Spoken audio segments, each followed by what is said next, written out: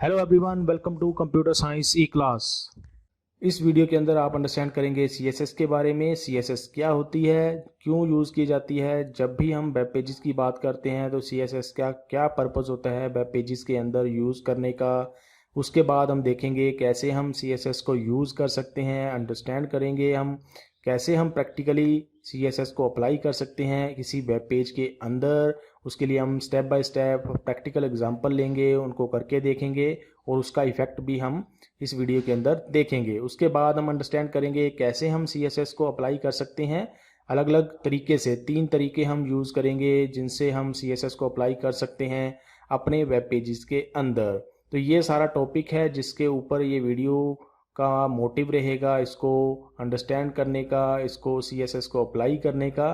तो स्टार्ट करते हैं सीएसएस की इंट्रोडक्शन के साथ, जिसमें हम अंडरस्टैंड करेंगे कि सीएसएस होती क्या है। अगर हम सीएसएस की बात करें तो CSS stands for cascading style sheet. और सीएसएस हम यूज़ करते हैं अपने एचटीएमएल के डॉक्यूमेंट्स को, या आप बोल सकते हैं अपने वेब पेजेस को स्टाइल प्रोवाइड करने के लिए, या आप बोल सकते हैं कैसे हमारी स्क्रीन के ऊपर जब हम उस वेब पेज को चला के देखेंगे वो हमारी स्क्रीन के ऊपर कैसा डिस्प्ले उसका आएगा, उसकी लुक कैसी होगी, उसकी लेआउट कैसी होगी, कौन सा चीज़ हमें कैसी दिखाई देगी। तो उसको करने के लिए हम CSS का यूज़ करते हैं। HTML अगर आपने अंडरस्टैंड की हुई है तो HTML के अंदर हम क्या करते हैं, हम अलग अलग टैग्स लगाते हैं और उन टैग्स का यूज़ करके हम अलग अलग एलिमेंट्स को लगाते हैं जो हम वेब पेज के ऊपर यूज़ कर सकते हैं। लेकिन अगर आपने उन एलिमेंट्स की लुक को चेंज करना है, उसके डिज़ाइन को चेंज करना है, तो उसके लिए हमें CSS का यूज़ करना पड़ता है अपने HTML के वेब पेजेस के साथ। तो CSS जो है वो बहुत ज़्यादा इंपॉर्टेंस रखती है, बहुत ज़्यादा इंपॉर्टेंट रोल प्ले करती है जब भी हम वेबसाइट्स की बात करते हैं, वेब पेजेस की बात करते हैं। हर एक वेबसाइट के अंदर आपको CSS अप्लाइड ज़रूर दिखेगी, चाहे स्मॉल वेबसाइट बनाओ, चाहे बिग वेबसाइट्स बनाओ, बड़ी से बड़ी वेबसाइट या छोटी से छोटी वेबसाइट के अंदर आपको CSS यूज़ होती हुई दिखती है। CSS जो होती है वो डिस्क्राइब करती है कि हमारे वेब पेज की प्रेजेंटेशन कैसी होगी, उनके अंदर कौन सा हम कलर यूज़ करेंगे, उसकी लेआउट क्या होगी, उसके अंदर फ़ॉन्ट्स कौन कौन से यूज़ किए जाएंगे। ये सारी चीज़ें हम CSS का यूज़ करके करते हैं। इससे अलावा और भी हम बहुत सारे काम जो हैं वो CSS का यूज़ करके आसानी से कर सकते हैं, जो कि हम विदाउट CSS HTML के अंदर, अगर हमने सिंपल HTML यूज़ की हुई है उसके अंदर नहीं कर सकते हैं। CSS अलाउ करता है कि आपका जो कंटेंट है वो डिफरेंट तरीके से आपको डिस्प्ले हो जब भी हम डिफरेंट डिवाइसेस की बात करते हैं या फिर किसी भी अलग अलग टाइप की स्क्रीन की बात करते हैं। सपोज करो आपके पास एक कंप्यूटर है, उसकी स्क्रीन हमारे पास बड़ी होती है, और ऐसे ही हमारे पास मोबाइल फ़ोन है, उसकी स्क्रीन हमारे पास छोटी होती है। तो अगर हम सेम वेबसाइट को दोनों डिवाइसेस के ऊपर यूज़ करके देखें, उसको डिस्प्ले करवाएं, तो वो कैसी दिखनी चाहिए वो हम CSS के अंदर डिफाइन कर सकते हैं। क्योंकि मोबाइल की स्क्रीन छोटी है तो उसके हिसाब से वो डिज़ाइन या वो लुक हमें, या फिर वो प्रेजेंटेशन उसकी होनी चाहिए जो हम वेबसाइट या वेब पेज ओपन करके उसके अंदर देख रहे हैं। तो वो चीज़ अगर आपने करनी है डिवाइस के बेस पे, तो वो भी हम CSS के अंदर ही करते हैं। उसके अलावा अगर हम बात करें तो CSS हमारा बहुत सारा काम जो है वो बचा सकता है, बहुत सारा टाइम जो है वो बचा सकता है। अगर हमारे पास CSS ना होती तो हमने क्या करना पड़ना था, HTML का यूज़ करना पड़ना था। उसी से हम जो भी उसके हमें एलिमेंट्स मिलते हैं, जो उनका डिज़ाइन होता है, उसी डिज़ाइन को हमें यूज़ करना पड़ना था। उसके अंदर हम चेंजेस ना ला पाते और उसको अच्छी तरीके से प्रेजेंट ना कर पाते किसी यूज़र को। और CSS से हम वो आसानी से कर सकते हैं। और इसका बेनिफिट क्या मिलता है कि आप एक फाइल के अंदर CSS को डिफाइन करो, एक फाइल में हमने डिफाइन कर दी, और उस फाइल को आप जितनी मर्जी वेब पेजेस के ऊपर अप्लाई कर सकते हैं। हमें एक छोटा सा रेफरेंस देना पड़ता है उस फाइल का, वो हम आगे देखेंगे हम कैसे करते हैं। फिर आप अगर बाद में उस डिज़ाइन को चेंज करना चाहते हैं, उस CSS को चेंज करना चाहते हैं, तो आप एक फ़ाइल के अंदर ही उसको चेंज करेंगे। आपके जितने फाइल्स, जितने वेब पेजेस के ऊपर आपने वो फाइल यूज़ की होगी, उन सब पेजेस के ऊपर वो अपने आप ही स्टाइल जो आपने नया डिफ़ाइन किया होगा वो अपने आप अप्लाई हो जाएगा। तो इससे क्या है, आपका बहुत सारा टाइम बच गया। जैसे कि एग्जांपल के लिए सपोज करो आपने एक वेबसाइट बनाई हुई है, उसके अंदर 100 पेजेस हैं। एग्जाम्पल के लिए अगर हम लें तो 100 पेजेस में आप एक सेम CSS फाइल को अप्लाई कर सकते हैं, उसके अंदर डिज़ाइन, उसका अप्लाई कर सकते हैं, डिज़ाइन डिफ़ाइन कर सकते हैं उस CSS फाइल के अंदर। उस CSS फाइल को आप 100 के 100 पेजेस के ऊपर अप्लाई कर सकते हैं ताकि सेम डिज़ाइन रहे 100 के 100 पेजेस के ऊपर, पहली बात। दूसरी बात, अगर आपने बाद में कोई डिज़ाइन में चेंज करना है तो आपको 100 पेजेस के ऊपर अलग अलग जाके उसको नहीं करना पड़ेगा चेंज। आपने क्या करना है, CSS फाइल में जो आपने बनाई हुई है उसमें चेंज करना है, उसका रेफरेंस पहले से ही बाकी वेब पेजेस के अंदर दिया हुआ है, वहाँ पे आपको कुछ नहीं करना पड़ेगा, सिर्फ हमने CSS फाइल में चेंज किया और वो सारा चेंज पूरे के पूरे 100 के 100 पेजेस के ऊपर अप्लाई हो जाएगा। एक फाइल में चेंज करने से सारे 100 पेजेस में अपने आप चेंज हो जाएगा। तो इससे हमारा बहुत सारा काम और टाइम बच जाता है। उसके बाद अगर हम बात करें तो CSS जो है वो इंडिपेंडेंट होती है HTML से।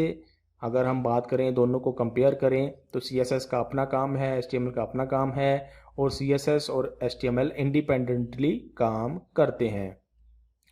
उसके बाद अगर हम बात करें तो डिज़ाइन करना या स्टाइल करना किसी एक वेब पेज को ताकि वो बहुत अच्छा दिखाई दे यूज़र को, उसको देखते ही बहुत अच्छा लगे, डिज़ाइन उसका अच्छा लगे, तो उसके लिए हम CSS का यूज़ ज़रूर करते हैं। CSS के बिना आप वो काम अच्छे से रिप्रेजेंट करना, अच्छे से प्रेजेंट करना यूज़र को, अच्छे से लुक बनाना वेबसाइट की या वेब पेज की, वो ऑलमोस्ट उसको आप इम्पॉसिबल मान सकते हैं। तो इसीलिए बोलते हैं कि CSS जो है बहुत ज़्यादा इम्पोर्टेंस रोल अपना प्ले करती है किसी भी वेब पेज के डिज़ाइन के अंदर। तो ये तो थी इंट्रोडक्शन। अभी हम चलते हैं आगे और हम देखते हैं ऐसे कौन कौन से अलग अलग तरीके हैं जिनसे हम CSS अप्लाई कर सकते हैं अपने वेब पेज के अंदर या अपनी वेबसाइट के अंदर। पहला तरीका है एक्सटर्नल स्टाइल शीट, और ये जो तरीका है ये मोस्टली हम वेबसाइट्स के अंदर यूज़ करते हैं। External style sheet, external style sheet क्या होती है? एक्सटर्नल स्टाइल शीट एक ऐसी शीट होती है या ऐसी एक फाइल होती है जिसके अंदर हमने CSS लिखी होती है, और वो एक फाइल सेपरेट फाइल होती है। जैसे कि एग्जांपल के लिए मैंने आपको पहले पीछे बताया कि 100 पेजेस आपने बनाए हुए हैं, सब 100 के 100 पेजेस पे आप एक जैसा डिज़ाइन रखना चाहते हैं, तो उस डिज़ाइन को हम क्या करते हैं, एक CSS की अलग फाइल के अंदर बना लेते हैं। उसी अलग फाइल को बोलते हैं कि वो एक एक्सटर्नल स्टाइल शीट है। एक एक वेब पेज के अंदर चेंज करने के बजाय हम क्या करते हैं, एक एक्सटर्नल स्टाइल शीट एक अलग फाइल बना लेते हैं और उसी फाइल के अंदर हम सारी की सारी CSS डिफाइन करते हैं या CSS लिखते हैं। तो एक ऐसी फाइल जो सेपरेट है HTML की फाइल से या HTML के वेब पेज से, उसको बोलते हैं एक्सटर्नल स्टाइल शीट। इसका हम आगे प्रैक्टिकल देखेंगे कैसे हम एक्सटर्नल स्टाइल शीट को बनाते हैं और उसको कैसे यूज करते हैं अपने वेब पेज के अंदर। अगर हम आगे चलें तो जो एक्सटर्नल स्टाइल शीट होती है उससे आप पूरी की पूरी वेबसाइट का चेंज एक साथ कर सकते हैं। जैसे कि मैंने आपको पहले भी बताया, एक फाइल के अंदर आपको चेंज करना पड़ेगा। आपने कोई भी अगर डिज़ाइन में चेंज करना है तो आपको एक फाइल में करना पड़ेगा, CSS की एक्सटर्नल फाइल के अंदर या एक्सटर्नल स्टाइल शीट के अंदर, और वो स्टाइल शीट जहाँ जहाँ पे जिस जिस वेब पेज के ऊपर यूज़ की गई होगी उस वेब पेज में अपने आप ही डिज़ाइन में चेंज हो जाएगा। अलग अलग जाके एक एक पेज के ऊपर आपको डिज़ाइन चेंज नहीं करना पड़ेगा। उसके बाद अगर हम बात करें तो जिस भी वेब पेज के अंदर आप उस एक्सटर्नल स्टाइल शीट को यूज़ करना चाहते हैं उसके लिए आपको एक रेफरेंस देना पड़ता है इस एक्सटर्नल स्टाइल शीट का, और वो रेफरेंस देते हैं हम लिंक टैग का यूज़ करके या लिंक एलिमेंट को यूज़ करके। वो हम कैसे करते हैं वो हम आगे एग्जाम्पल में देखते हैं। एक्सटर्नल स्टाइल शीट जो है वो HTML टैग को कंटेन नहीं करती है। मतलब कहने का, एक्सटर्नल स्टाइल शीट के अंदर हम भी एक भी HTML टैग को यूज़ नहीं करते हैं। HTML के टैग अलग होते हैं क्योंकि एक्सटर्नल स्टाइल शीट ही हमने अलग से एक फाइल बनाई होती है सिर्फ CSS को डिफाइन करने के लिए, तो उस फाइल के अंदर हम HTML के टैग को यूज़ नहीं करते हैं। और जब भी हम उस फाइल को सेव करते हैं तो सेव करते टाइम पे हमें उसका नाम तो जो मर्जी हम रख सकते हैं, लेकिन जो उसकी एक्सटेंशन होती है वो .css होनी चाहिए, तभी वो एक एक्सटर्नल स्टाइल शीट आपकी बनेगी और उसको आप यूज़ कर पाएंगे अपने वेब पेज के अंदर।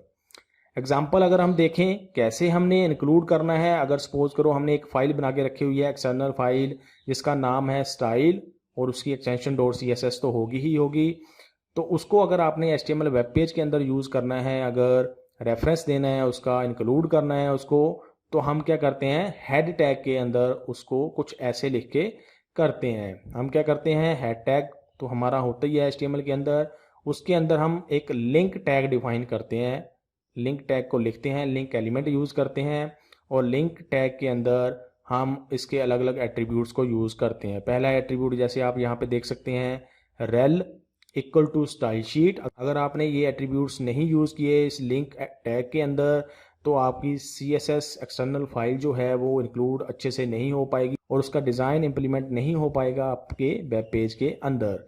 तो इसीलिए यहाँ पे ध्यान देने वाली बात ये है कि हर एक एट्रीब्यूट को हमने यूज़ करना होता है अपने एक्सटर्नल स्टाइल शीट को अपने वेब पेज के अंदर इंक्लूड करने के लिए। तो पहला एट्रीब्यूट आ गया रेल और उसको हमने वैल्यू देनी है स्टाइल शीट। दूसरा एट्रीब्यूट आ गया टाइप, उसको हमने वैल्यू देनी है text/CSS। और तीसरा एट्रीब्यूट जो इम्पोर्टेंट है कि आप किस एक्सटर्नल फाइल को यूज़ करना चाहते हैं। उस एक्सटर्नल फाइल का नाम तो आपने लिखना ही लिखना है, जैसे यहाँ पे लिखा हुआ style.css। प्लस अगर आपका वेब पेज और स्टाइल शीट एक ही जगह पे नहीं है या एक ही फोल्डर के अंदर नहीं है तो आपको उस एक्सटर्नल स्टाइल शीट का पूरा पाथ भी यहाँ पे लिखना पड़ेगा। पाथ का मतलब कहाँ पे वो स्टाइल शीट पड़ी हुई है, किस दूसरे फोल्डर के अंदर वो पड़ी हुई है, वो आपको पाथ यहाँ पे लिखना पड़ेगा, अदरवाइज ये काम नहीं करेगा। अगर आपने सिर्फ नाम देना है तो आपकी स्टाइल शीट और आपका वेब पेज दोनों एक ही फोल्डर के अंदर अवेलेबल होने चाहिए।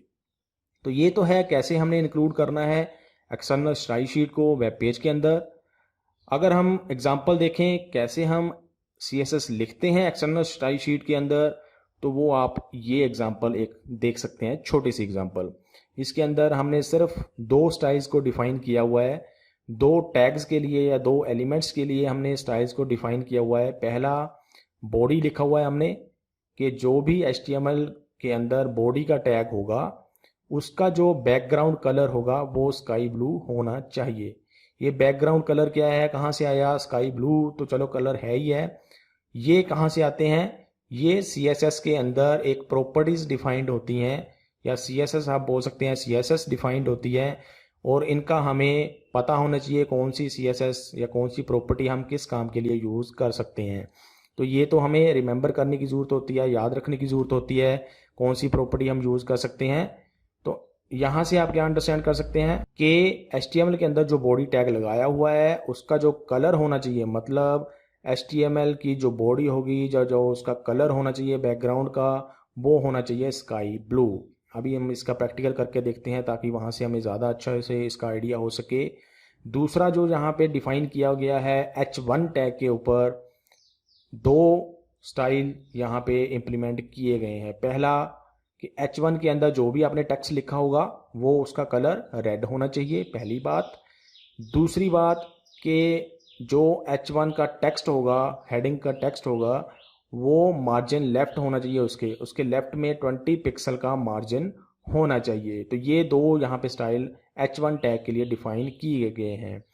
इसके अलावा और भी बहुत सारे अलग अलग तरीके से हम CSS डिफाइन करते हैं किसी भी स्टाइल शीट के अंदर, लेकिन यहाँ पे अभी आपने इतना नॉर्मल सा एक एग्जांपल यहाँ पे देखा और इसका इफ़ेक्ट क्या होगा वो अब हम एक प्रैक्टिकल एग्जांपल लेके उसको करके देखते हैं। तो उसके लिए हम क्या करते हैं, पहले हम ओपन कर लेते हैं ड्रीम वीवर को जो हमने लास्ट वीडियो के अंदर अंडरस्टैंड किया था और उसके अंदर हम CSS को लिखेंगे, उसकी फाइल को सेव करेंगे और उसके साथ साथ हम HTML भी लिखेंगे और उसके अंदर हम यूज़ करेंगे उस एक्सटर्नल स्टाइल शीट को जो हमने बनाई होगी।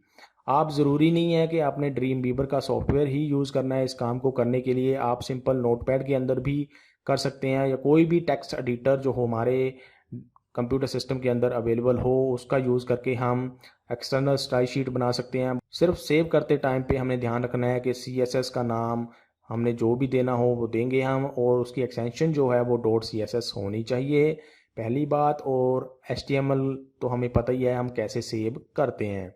तो अभी हम इसको करके देखते हैं। हमने किया यहाँ पे ओपन ड्रीम वीवर, इसको हम कर लेते हैं यहाँ पे ओपन और ये हमें इसकी विंडो दिखाई दे रही है ड्रीम वीवर की। अब इसको हम एक एक करके स्टेप बाय स्टेप यूज़ करेंगे। तो सबसे पहले हम क्या करेंगे, क्रिएट न्यू पे जाते हैं ताकि हम एक नया डॉक्यूमेंट क्रिएट कर सकें। यहाँ पे आप देख सकते हैं डॉक टाइप आप अलग अलग देख सकते हैं। CSS के लिए हमें यहाँ पे एक ऑप्शन मिल जाती है ये क्या करेगा, अपने आप ही इसका एक डॉक्यूमेंट बना देगा। CSS हमने सेलेक्ट कर ली, क्रिएट के ऊपर क्लिक कर दिया, ये हमारा एक डॉक्यूमेंट बन गया है CSS, जिसके अंदर हम लिखना शुरू कर सकते हैं। आप चाहें तो इनको जो 2 लाइंस इसने ऐड की हैं इसको डिलीट भी कर सकते हैं। जैसे इसको मैंने डिलीट कर दिया। अब सेम कोड हम यहाँ पे लिखेंगे जो हमने पीछे एग्जाम्पल के अंदर देखा। जैसे हमने लिखा बॉडी। बॉडी जब हम लिखते हैं तो इसका मतलब ये है कि HTML के अंदर जो बॉडी टैग हमने लगाया होगा उसके हम स्टाइल डिफाइन यहाँ पे करना चाहते हैं। एंटर प्रेस किया, ये हमने एंगल ब्रैकेट लगाई, उसके बाद हमने एंटर प्रेस करना है। फिर हमें यहाँ पे ये अलग अलग प्रॉपर्टीज़ दिखा देता है जो हम इसके अंदर यूज़ कर सकते हैं। ये आप यहाँ से भी यूज़ कर सकते हैं। अगर आपको नहीं ध्यान में आ रहा है तो इसको आप ड्रीम वीवर के अंदर आसानी से अंडरस्टैंड कर सकते हैं, यूज़ कर सकते हैं। प्रॉपर्टीज़ देख सकते हैं कौन कौन सी हम यूज़ कर सकते हैं। नोटपैड के अंदर आपको ये ऑप्शंस नहीं मिलेंगी, इसलिए यहाँ पे मैं आपको ये करके दिखा रहा हूँ। तो यहाँ पे हमने किया, हमने यहाँ पे लिखना है बैकग्राउंड,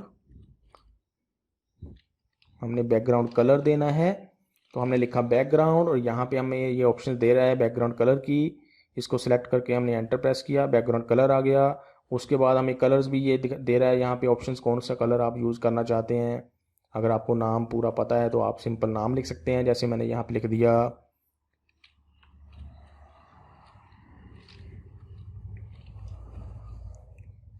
स्काई ब्लू।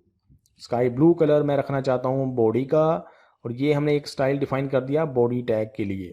अभी हम सपोज करो H1 टैग एक लगाएंगे उस HTML के अंदर, इसको भी हम एक डिफाइन कर देते हैं कुछ CSS। जैसे कि हम जो भी टेक्स्ट चाहते हैं इस H1 टैग का वो हम चाहते हैं रेड कलर के अंदर, सेमीकोलन। यहाँ पे आपने ये चीज़ ध्यान रखनी है कि पहले प्रॉपर्टी आप लिखोगे, फिर आपने कॉलन लिखना है, फिर उसको वैल्यू दोगे, और वैल्यू आपने डबल कोट्स में नहीं देनी है यहाँ पे, और फिर हम लास्ट में लिखते हैं सेमी कोलन। ये आपने एक फॉर्मेट यहाँ पे ध्यान रखना होता है। उसके बाद यहाँ पे हम डिफाइन कर देते हैं मार्जिन लेफ्ट, कि जो भी टेक्स्ट आएगा H1 टैग का वो उसके लेफ्ट में कितना हम मार्जिन रखना चाहते हैं। 20 पिक्सल हमने लिख दिया कि 20 पिक्सल उसका मार्जिन लेफ्ट के अंदर होना चाहिए टेक्स्ट के। एक हमने छोटा सा CSS लिखा इसके अंदर, इसके अलावा और भी बहुत सारी CSS हम लिख सकते हैं, लेकिन अभी इस वीडियो के अंदर हम इतना सा ही छोटा सा एग्जांपल करके देखेंगे। अब इसको सेव करने की बारी आई। सेव करने के लिए आप फाइल मेन्यू में जाके इसको सेव कर सकते हैं, सेव या सेव एज, या Ctrl+S प्रेस कर सकते हैं। अभी हमने किया सेव। यहाँ पे हमें ये पूछ रहा है कहाँ पे आप सेव करना चाहते हैं। जैसे मैंने अभी इसको डेस्कटॉप के करना है, और यहाँ पे एक मैं फोल्डर बना लेता हूँ साइट। साइट सपोज करो एक ऐसा फोल्डर है जिसके अंदर आपने सारा वेबसाइट का कंटेंट रखा हुआ है, सारे वेबसाइट के पेजेस बना के रखे हुए हैं, वो आप यहाँ पे इसको सेव कर सकते हैं। आप अपनी मर्जी है कहाँ पर भी आप इसको सेव कर सकते हैं। मोस्टली हम एक जगह पे वेबसाइट जो बनाई होती है वहीं पे उसी के अंदर अलग अलग फोल्डर बना के हम अलग अलग चीज़ों को रखते हैं जो भी उसके रिलेटेड वेबसाइट के अंदर होंगी। तो यहाँ पे अब हम इसको नाम देंगे कुछ, जैसे मैंने दे दिया नाम स्टाइल। अब इसका .css लिखना ज़रूरी है। ये अगर आप नहीं लिखोगे तो वो एक स्टाइल शीट नहीं बनेगी जो एक्सटर्नल स्टाइल शीट हम बना रहे हैं। या फिर आप यहाँ से चूज़ कर सकते हैं स्टाइल शीट।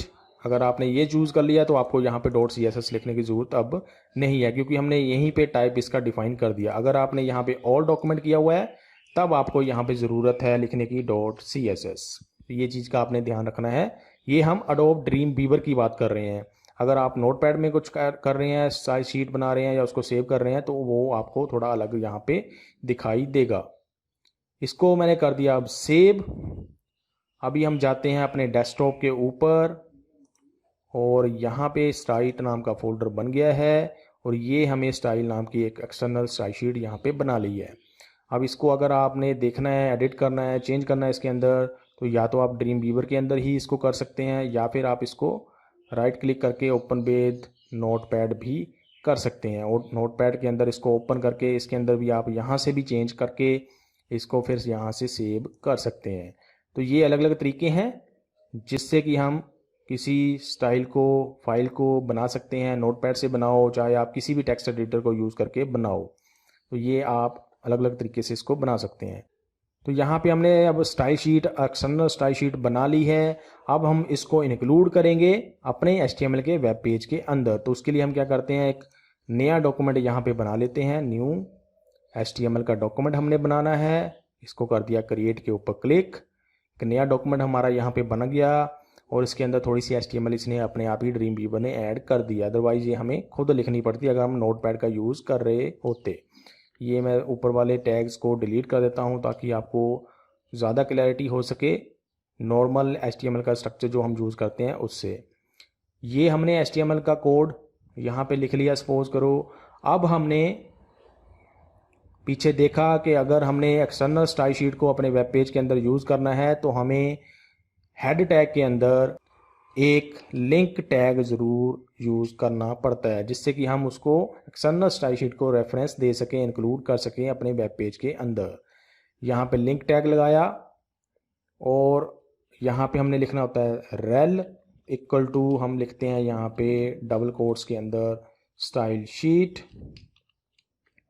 उसके बाद हमने लिखना है टाइप के अंदर हमने वैल्यू देनी होती है text/css और फिर हमने लिखना होता है href से हम उसका एड्रेस देते हैं, उसका पाथ देते हैं, उसका नाम लिखते हैं फाइल का जो हमने यहाँ पे रेफरेंस जिसका देना है। ब्राउज़ कर सकते हैं हम यहाँ से और हम वहाँ पे जाएंगे जहाँ पे हमने वो पहले सेव की थी स्टाइल नाम की फ़ाइल, और ये हमने सेलेक्ट कर ली, ओके के ऊपर क्लिक कर दिया। यहाँ पे आप देख सकते हैं ड्रीम वीवर ने अपने आप ही उसका पाथ उठा लिया और यहाँ पे उसको लिख दिया।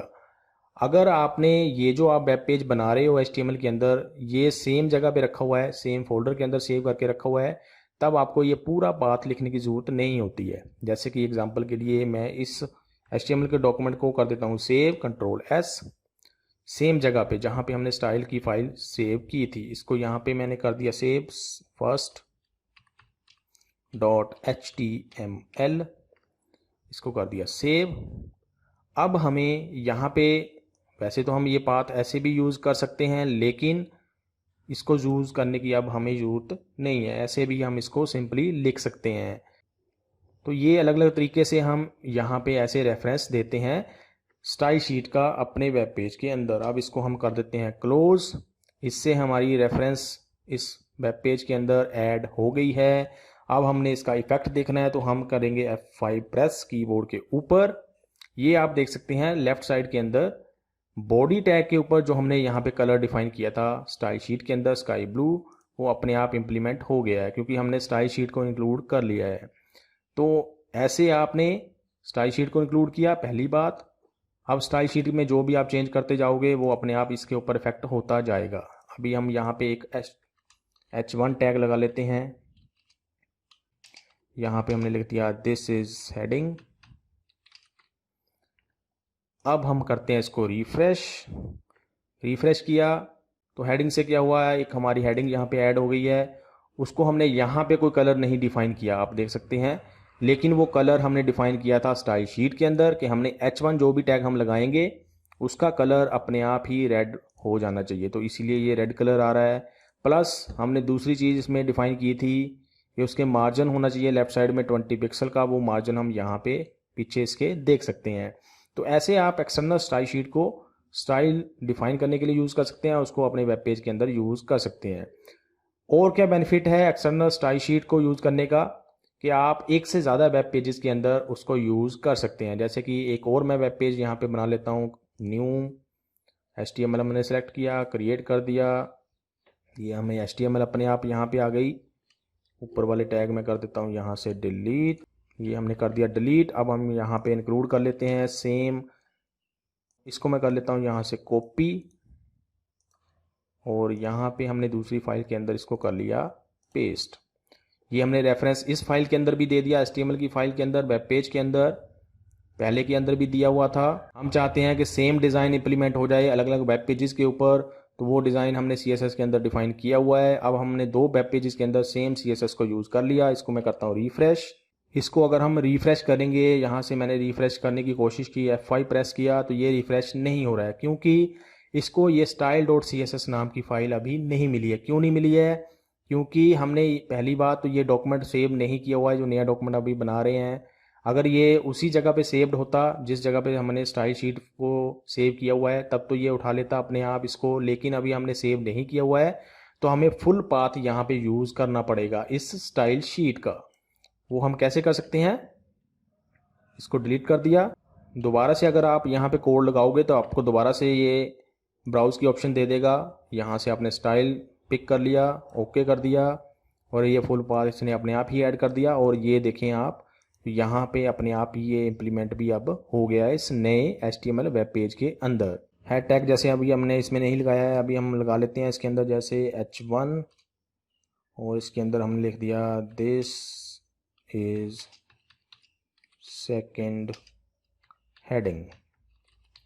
ये हमने लिखा और रिफ्रेश प्रेस कर दिया है, F5 प्रेस कर दिया, तो ये आप देख सकते हैं दोनों HTML वेब पेज के अंदर सेम डिज़ाइन इंप्लीमेंट हो गया है। हमें अलग अलग वेब पेज के ऊपर जाके सेम ये CSS अलग अलग वेब पेज के ऊपर नहीं लिखनी पड़ी। हमने एक एक्सटर्नल स्टाइल शीट के अंदर इसको लिखा और सिर्फ हमने रेफरेंस दिया इस फाइल का दोनों वेब पेजेस के अंदर, जो आप यहाँ पे देख सकते हैं, और वो दोनों वेब पेजेस के ऊपर स्टाइल इंप्लीमेंट हो गया है। अब अगर 100 पेजेस आपने ऐसे बनाए हुए हैं सेम डिज़ाइन को यूज़ करके, तो आपको बाद में रिक्वायरमेंट आती है कि आपने डिज़ाइन चेंज करना है, जैसे स्काई ब्लू की जगह पे आपने यहाँ पे ग्रीन यूज़ करना है, तो आपने यहाँ पे ग्रीन लिखा, इसको कर दिया सेव, Ctrl+S से कर सकते हैं या यहाँ से कर सकते हैं सेव। और अब अगर आप यहाँ पे देखो तो अपने आप ही दोनों वेब पेजेस के अंदर चेंज हो जाएगा। वेब पेज में हमने जाके कुछ भी चेंज नहीं किया, हमने सिर्फ स्टाइल शीट में चेंज किया और उसको सेव किया, और वेब पेज के ऊपर अपने आप वो इम्प्लीमेंट हो गया है। तो ये एक मेन बेनिफिट होता है एक्सटर्नल स्टाइल शीट का।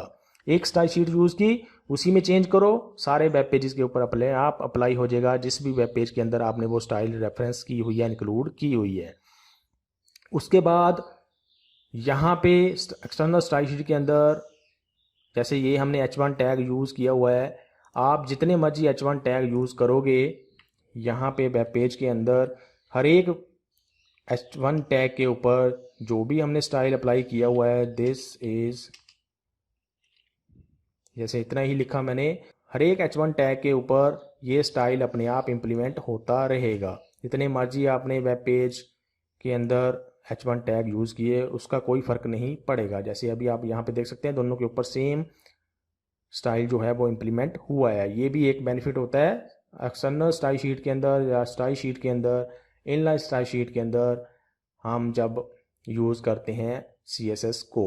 तो ये है पहला मेथड। अभी हम चलते हैं आगे और टॉपिक को आगे अंडरस्टैंड करते हैं। दूसरा जो मेथड होता है CSS को इम्प्लीमेंट करने का, वो होता है इंटरनल स्टाइल शीट। पहले हमने देखी एक्सटर्नल, अभी आगे इंटरनल। इंटरनल स्टाइल शीट क्या होती है? इंटरनल स्टाइल शीट को हम यूज़ करते हैं एक सिंगल वेब पेज के अंदर। और कब यूज़ करते हैं? जब हम चाहते हैं कि कोई ऐसा हमने पेज बनाना है जिसकी लुक या जिसका डिज़ाइन जो है वो बाकी वेब पेज से अलग होना चाहिए, सेम नहीं होना चाहिए। उस केस में हम इंटरनल स्टाइल शीट को यूज़ करते हैं। अदरवाइज़ अगर हमने सेम डिज़ाइन रखना है हर एक वेब पेज का, तो हम हमेशा एक्सटर्नल स्टाइल शीट को यूज़ करते हैं। इंटरनल स्टाइल शीट तभी यूज़ होती है जब आपने कोई ऐसा वेब पेज बनाना है जिसका डिज़ाइन बाकियों से अलग होना चाहिए। उस केस में हम इंटरनल स्टाइल शीट को यूज़ करते हैं। इंटरनल स्टाइल शीट अगर आपने यूज़ करनी है, डिफ़ाइन करनी है, तो उसके लिए हम स्टाइल टैग यूज़ करते हैं हेडिंग टैग के अंदर। हेड टैग जो हमने लगाया होता है HTML के अंदर, उसके अंदर हम एक स्टाइल टैग लगाते हैं और उसके अंदर फिर हम CSS को लिखते हैं। एग्जाम्पल कैसे ले सकते हैं हम? ये आप एग्जाम्पल ले सकते हैं, सेम एग्जाम्पल जो हमने एक्सटर्नल स्टाइल शीट का यूज़ करके की, वहाँ पे सिर्फ हमने एक अलग फाइल बनाई और उसके अंदर CSS डिफ़ाइन की। अगर सेम काम हमने इंटरनल स्टाइल शीट से करना है तो हम ऐसे लिखेंगे, जैसे आपने HTML लिखी, हेड टैग लिखा, हेड टैग के अंदर हम स्टाइल टैग लगाएंगे और उसके अंदर फिर हम वो सारी CSS लिखेंगे जो हम लिखना चाहते हैं, और फिर बाकी नॉर्मल हम जो भी HTML का कोड लिखना चाहते हैं वो हम लिखते हैं। तो ऐसे हम इंटरनल स्टाइल शीट को यूज़ करते हैं अपने वेब पेजेस के अंदर। इसकी भी अब हम एक प्रैक्टिकल एग्जांपल देख लेते हैं ताकि इसको भी ज़्यादा अच्छे से हम अंडरस्टैंड कर सकें। उसके लिए दोबारा से हम जाते हैं ड्रीम वीवर के ऊपर, इसको हमने कर लिया ओपन। ये हमने ड्रीम वीवर यहाँ पे ओपन कर लिया और अब हम क्या करेंगे, इंटरनल स्टाइल शीट को इसके अंदर यूज़ करेंगे। उसके लिए हम क्या करते हैं, एक नया यहाँ पे डॉक्यूमेंट क्रिएट कर लेते हैं। ये डॉक्यूमेंट हमारे पहले से ही बने हुए हैं, अब हम नया डॉक्यूमेंट क्रिएट कर लेते हैं।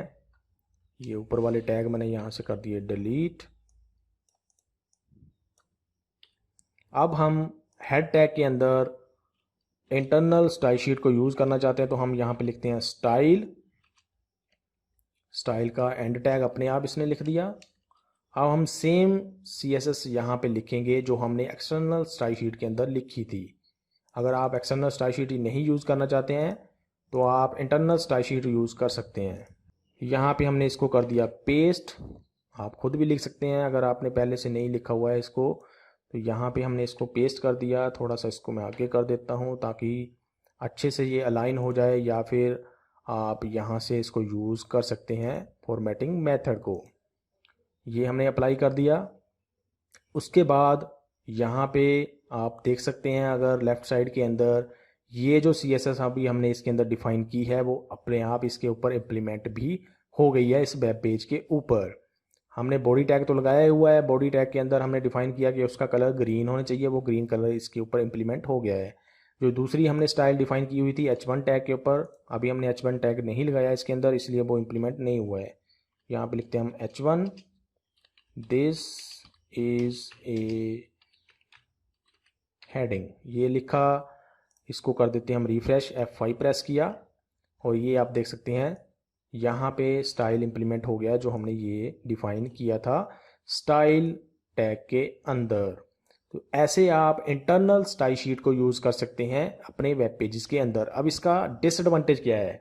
इसका डिसएडवांटेज ये है कि आप सेम स्टाइल को अलग अलग वेब पेज के ऊपर यूज़ नहीं कर सकते हैं। उसके लिए आपको क्या करना पड़ेगा? अगर आपने यूज़ करना है इसको, आपको करना पड़ेगा कॉपी सारे के सारे को, और फिर दूसरे वेब पेज के ऊपर सेम तरीके से इसको पेस्ट करना पड़ेगा। ऐसे अगर आपने कर दिया और 100 पेजेस के ऊपर सपोज करो आपने सेम तरीका अपना लिया, इंटरनल स्टाइल शीट को यूज़ कर लिया, और बाद में आपको रिक्वायरमेंट आती है कि आपने डिज़ाइन में चेंज करना है, तो आपको क्या करना पड़ेगा? आपको हर एक वेब पेज के ऊपर जाके इस इंटरनल स्टाइल को चेंज करना पड़ेगा, जो कि एक बहुत बड़ी डिसएडवांटेज हो सकती है अगर आपने ऐसा इंटरनल स्टाइल को बहुत सारे वेब पेजेस के ऊपर यूज़ किया हुआ है। इसीलिए हम बोलते हैं कि एक्सटर्नल स्टाइल शीट को हमने यूज़ करना होता है अगर हमने एक से ज़्यादा वेब पेज के ऊपर सेम डिज़ाइन को इम्प्लीमेंट करना है। तो अगर आपकी ऐसी रिक्वायरमेंट है कि सिर्फ आपका एक ऐसा वेब पेज है जिसके ऊपर आपने कोई स्टाइल इम्प्लीमेंट करना है, बाकियों के ऊपर वो नहीं करना है, तो आप इंटरनल स्टाइल शीट को यूज़ कर सकते हैं। उसके लिए फिर एक्सटर्नल स्टाइल शीट को यूज़ करने की ज़रूरत नहीं होती है। तो ये दोनों में थोड़ा सा डिफरेंस आ जाता है। इसको वेब पेज के अंदर बाकी सारा वर्किंग इसकी सेम रहेगी। बस बात यही है कि आप इस सेम स्टाइल को दूसरे वेब पेज के अंदर यूज़ नहीं कर सकते, इसका रेफरेंस नहीं दे सकते हैं। ये मैंने जैसे लिखा दिस हेडिंग, रिफ्रेश किया और ये अप्लाई यहाँ पे हो गया है। तो ये है इंटरनल स्टाइल शीट।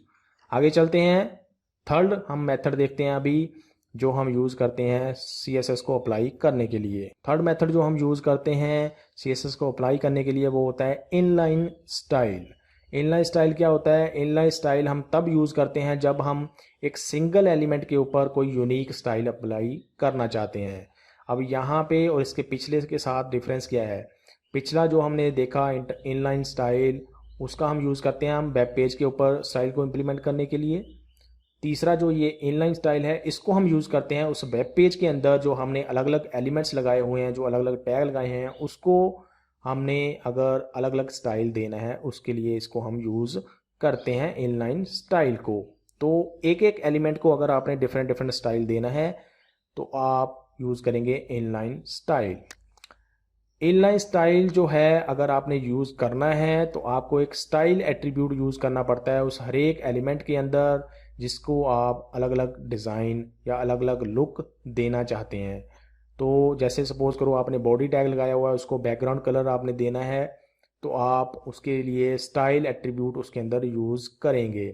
ऐसे ही सपोज़ करो आपने 10 H1 टैग लगाए हुए हैं, हर एक H1 टैग को आप अलग अलग कलर या अलग अलग कोई और उसको स्टाइल देना चाहते हैं, तो आपको हर एक के अंदर स्टाइल एट्रीब्यूट को यूज़ करना पड़ेगा।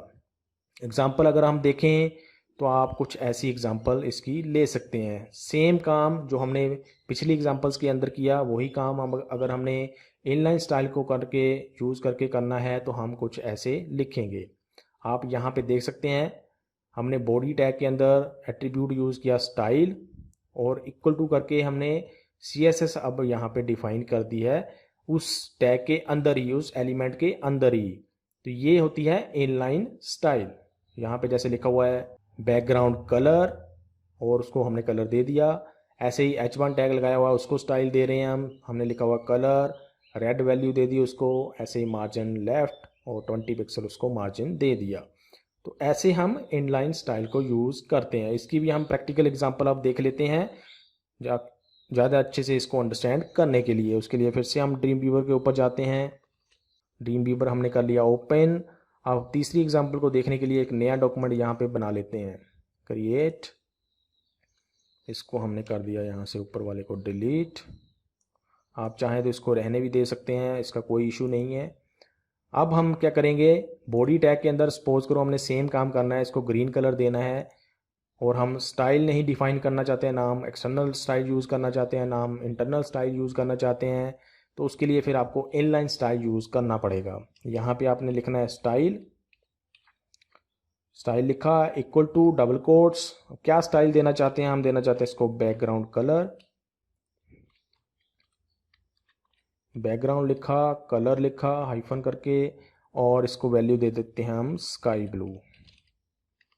ये लिखा, रिफ्रेश अब हम इसको कर सकते हैं, F5 मैंने प्रेस किया, ये देख सकते हैं आप बॉडी का कलर स्काई ब्लू हो गया है, बैकग्राउंड कलर इसके ऊपर स्टाइल इंप्लीमेंट हो गया है। ऐसे ही अगर हमने H1 टैग यूज़ किया, H1, इसको हमने कोई स्टाइल देना है तो हम लिखेंगे स्टाइल, जैसे कलर हमने दिया था इसको रेड। दूसरा आपने लिखना है जैसे मार्जिन लेफ्ट, इसको दे दिया हमने 20 पिक्सल, और यहाँ पे हम इसके अंदर लिख देते हैं दिस इज ए हेडिंग। ये लिखा, इतना लिख के मैंने कर दिया रिफ्रेश। और यहाँ पे अगर आप देखो तो इम्प्लीमेंट नहीं हुआ है, क्योंकि कलर हमने रेड दिया था, वो इसलिए नहीं हुआ है क्योंकि यहाँ पे थोड़ी सी मिस्टेक हो गई है। वो मिस्टेक क्या है, ये हमने कॉलन जो है वो 2 बार यहाँ पे यूज़ कर लिए हैं। अब इसको हटा के हम रिफ्रेश कर देते हैं तो ये यहाँ पे अब इम्प्लीमेंट हो गया है। तो ऐसे आप इनलाइन स्टाइल्स को डिफाइन कर सकते हैं। अब इनलाइन स्टाइल की डिसएडवांटेज क्या है, जैसे सपोज करो आपने H1 टैग एक से ज़्यादा यहाँ पे लगाए हुए हैं, जैसे मैं यहाँ पे लगा देता हूँ H1, और यहाँ पे लिखा सेकंड हेडिंग। अब आप चाहते थे कि आपने रिफ्रेश किया, आपने क्या करना था कि H1 के ऊपर सेम स्टाइल इंप्लीमेंट करना था, जो आपने पहले के लिए किया है वही सेम आपने इसके लिए करना था। तो इसके लिए आपको क्या करना पड़ेगा, इस सारे को कॉपी करके इसके अंदर भी लिखना पड़ेगा, जो आपने सेकंड एलिमेंट ये H1 का लगाया हुआ है, कुछ ऐसे। रिफ्रेश किया और अब इसके ऊपर ये इम्प्लीमेंट हुआ है। इसकी क्या डिसएडवांटेज हमें मिलती है कि अगर आपने इसके अंदर भी कोई चेंज करना है, सपोज करो आपने हेडिंग का कलर चेंज करना है और यहाँ पे इसको आपने देना है ग्रीन, ग्रीन दे दिया, और बाकियों के लिए भी आपने सेम करना था, तो वो भी बाकियों के लिए भी आपको अलग अलग जगह पे जाके इसको करना पड़ेगा। एक जगह से आप उसको नहीं कर सकते हैं, जो कि आप एक्सटर्नल स्टाइल शीट से कर सकते थे या फिर इंटरनल स्टाइल शीट से कर सकते थे। इनलाइन स्टाइल्स मेनली हम तब यूज़ करते हैं जब हम चाहते हैं कि हमने कुछ एलिमेंट्स ऐसे हैं उनको अलग से ही कोई स्टाइल देना है, अदरवाइज इसको हम अवॉइड करते हैं यूज़ करना। मोस्टली हम या तो इंटरनल स्टाइल शीट के अंदर डिफाइन करते हैं स्टाइल को, या फिर एक्सटर्नल स्टाइल शीट के अंदर डिफाइन करते हैं।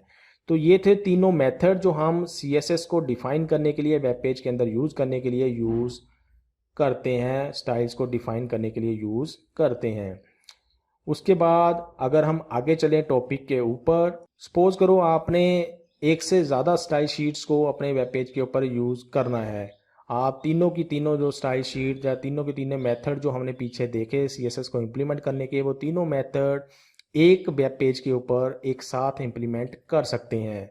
उसका मीनिंग क्या हुआ कि आपने एक्सटर्नल स्टाइल शीट भी यूज़ कर ली वेब पेज के अंदर, इंटरनल भी यूज़ कर ली, और इनलाइन स्टाइल भी आपने यूज़ कर लिया। तो उस केस में क्या होता है, प्रायोरिटी सेट होती है, अपने आप ही प्रायोरिटी पहले से डिफाइंड है कि कौन सा स्टाइल पहले इम्प्लीमेंट होगा, किसी भी चीज़ के ऊपर जो हमने डिफाइन किया हुआ है। सपोज करो आपने same style external style sheet के अंदर भी लिखा हुआ है किसी चीज़ के लिए, किसी एलिमेंट के लिए, और इंटरनल स्टाइल शीट के अंदर भी लिखा हुआ है, और आप सेम स्टाइल इनलाइन स्टाइल का यूज़ करके भी लिख रहे हैं। तो उस केस में कौन सा पहले स्टाइल इंप्लीमेंट होगा, कौन सा नहीं, या कौन सा बाद में होगा, वो यहाँ पे प्रायोरिटी सेट की गई होती है। वो प्रायोरिटी क्या है? पहला इनलाइन स्टाइल इंप्लीमेंट होता है। अगर आपने तीनों यूज़ किए हुए हैं या कोई दो यूज़ किए हुए हैं तो सबसे पहले इनलाइन स्टाइल इंप्लीमेंट होता है किसी भी एलिमेंट के ऊपर। उसके बाद बारी आती है एक्सटर्नल या फिर इंटरनल स्टाइल शीट की। अब यहाँ पे भी थोड़ा सा ये ध्यान देने वाली बात होती है कि सपोज करो आपने इंटरनल और एक्सटर्नल स्टाइल शीट दोनों यूज़ की हुई हैं। जो आपने स्टाइल शीट बाद में लिखी हुई होगी वो स्टाइल शीट इंप्लीमेंट होगी इसके अंदर, वेब पेज के अंदर। ये हम कैसे अंडरस्टैंड कर सकते हैं, इसकी प्रैक्टिकल एग्जांपल हम आगे लेते हैं। तीसरी जो प्रायोरिटी होती है वो होती है ब्राउज़र डिफ़ॉल्ट। जो हमारा वेब ब्राउज़र होता है उसकी भी वो भी अपनी तरफ से कुछ CSS अपने आप इंप्लीमेंट कर देता है हमारे उन एलिमेंट्स के ऊपर जो हमने HTML के अंदर लिखे होते हैं। तो वो जो ब्राउज़र डिफ़ॉल्ट्स होते हैं CSS के, वो सबसे बाद में इंप्लीमेंट होते हैं। अगर आपने कोई ऐसा एलिमेंट यूज़ किया हुआ है जिसके ऊपर आपने कोई CSS नहीं लगाई हुई है तो उस केस में जो वेब ब्राउज़र है वो अपनी तरफ से CSS उसके ऊपर अप्लाई कर देता है। तो ये था सारा CSS के बारे में। अभी हम इस लास्ट टॉपिक की भी एक एग्जांपल करके देख लेते हैं। तो उसके लिए पहले हम दोबारा से ओपन कर लेते हैं ड्रीम वीवर को। अब हम क्या करते हैं, एक नया डॉक्यूमेंट यहाँ पे बना लेते हैं दोबारा से, या फिर हम पहले से बने हुए डॉक्यूमेंट के ऊपर जाते हैं। जैसे ये डॉक्यूमेंट है, इसके अंदर हमने एक एक्सटर्नल स्टाइल शीट बनाई थी और उसको यहाँ पे रेफरेंस दिया हुआ है। अब हम क्या करते हैं, जो हमने इंटरनल स्टाइल शीट यहाँ पे यूज़ की थी इसको कॉपी कर लेते हैं, क्योंकि हमने एक साथ तीनों को यूज़ करना है। तो यहाँ पे इसको हम यूज़ अब कर लेते हैं। यहाँ पे मैंने इसको कर दिया पेस्ट हेड टैग के अंदर। अब आपके यहाँ पे एक्सटर्नल स्टाइल शीट भी यूज़ हो रही है और इंटरनल स्टाइल शीट भी यूज़ हो रही है। इस केस में कौन सा स्टाइल पहले इंप्लीमेंट होगा इस वेब पेज के ऊपर या किसी एलिमेंट के ऊपर? तो जैसे कि मैंने आपको पहले बताया कि अगर आपने इंटरनल और एक्सटर्नल दोनों यूज़ किए हुए हैं तो जो आपने बाद में लिखा होगा, जैसे यहाँ पे इंटरनल स्टाइल हमने बाद में लिखा हुआ है, एक्सटर्नल स्टाइल शीट हमने पहले यूज़ की हुई है, तो इंटरनल स्टाइल शीट का स्टाइल जो है वो पहले इंप्लीमेंट होगा इस वेब पेज के ऊपर। अभी तो हमने दोनों का जो डिज़ाइन है, जो स्टाइल है वो सेम रखा हुआ है। जो भी हमने एक्सटर्नल स्टाइल शीट में लिखा हुआ है CSS को, वो सेम हमने यहाँ पे लिखी हुई है। इसको हम यहाँ से थोड़ा सा पहले चेंज करते हैं। जैसे मैंने यहाँ पे लिखा येलो। अब कौन सा इंप्लीमेंट होगा, क्योंकि हमने इंटरनल स्टाइल शीट बाद में लिखी हुई है एक्सटर्नल के, तो ये वाला स्टाइल पहले इंप्लीमेंट होगा। रिफ्रेश में कर देता हूँ, यहाँ से F5 प्रेस किया तो ये अब आप देख सकते हैं स्टाइल्स हमने दोनों यूज़ किए हुए हैं, एक्सटर्नल और इंटरनल। इंप्लीमेंट कौन सा हुआ है? इंटरनल वाला, क्योंकि वो हमने बाद में लिखा हुआ है। लेकिन अगर मैं ये एक्सटर्नल वाला यहाँ से कट करके इसको इंटरनल स्टाइल शीट के बाद में लिखता हूँ, मतलब कहने का इंटरनल हमने पहले यूज़ कर ली और एक्सटर्नल हमने बाद में की, तो अब कौन सा इंप्लीमेंट होगा स्टाइल? जो हमने एक्सटर्नल स्टाइल शीट के अंदर स्टाइल लिखा हुआ। रिफ्रेश किया, यहाँ से दोनों में चेंज आप देख सकते हैं। तो ये तो है एक प्रायोरिटी सेट करने का, अगर हमने दो इंटरनल और एक्सटर्नल स्टाइल शीट के मेथड को यूज़ किया हुआ है। तीसरा अगर हम यूज़ कर लेते हैं यहाँ पे, जैसे हेड टैग के अंदर मैं एक स्टाइल इनलाइन स्टाइल यूज़ कर लेता हूँ। स्टाइल लिखा, इसको कलर हम दे देते हैं, जैसे यहाँ पे मैंने लिख दिया ब्लू, इतना ही लिखा। अभी सपोज करो, तो अब क्या होगा इस केस में, जो इनलाइन स्टाइल दिया हुआ है, इंप्लीमेंट किया हुआ है, वो सबसे पहले इंप्लीमेंट होगा इस टैग के ऊपर जिसके ऊपर आपने वो स्टाइल डिफाइन किया हुआ है। फिर अगर वो स्टाइल इनलाइन के अंदर आपने डिफाइन नहीं किया हुआ इस टैग के लिए, तो वो एक्सटर्नल का उठाएगा। एक्सटर्नल के अंदर वो स्टाइल नहीं है तो वो इंटरनल का उठाएगा, अगर आपने यहाँ पे डिफाइन किया हुआ है। जैसे कि रिफ्रेश किया मैंने, अभी आप देख सकते हैं एक्सटर्नल और इंटरनल स्टाइल शीट के अंदर हमने H1 को टैग को दिया हुआ था कलर रेड, यो आप यहाँ से देख सकते हैं इंटरनल के अंदर, और एक्सटर्नल के अंदर भी हमने रेड दिया हुआ था। ये पहले हेडिंग टैग के ऊपर इम्प्लीमेंट नहीं हुआ है। क्यों? क्योंकि हमने इसके लिए इनलाइन स्टाइल भी यहाँ पे डिफाइन कर दिया है। और प्रायोरिटी में आपने देखा कि इनलाइन स्टाइल सबसे पहले इम्प्लीमेंट होता है। अगर वो इनलाइन स्टाइल डिफाइंड नहीं होगा तो इंटरनल या फिर एक्सटर्नल से वो स्टाइल उठा के उसके ऊपर इम्प्लीमेंट करेगा। क्योंकि यहाँ पे हमने डिफाइन किया हुआ है, इसीलिए उसने इंटरनल या एक्सटर्नल स्टाइल शीट से इसको इम्प्लीमेंट नहीं किया।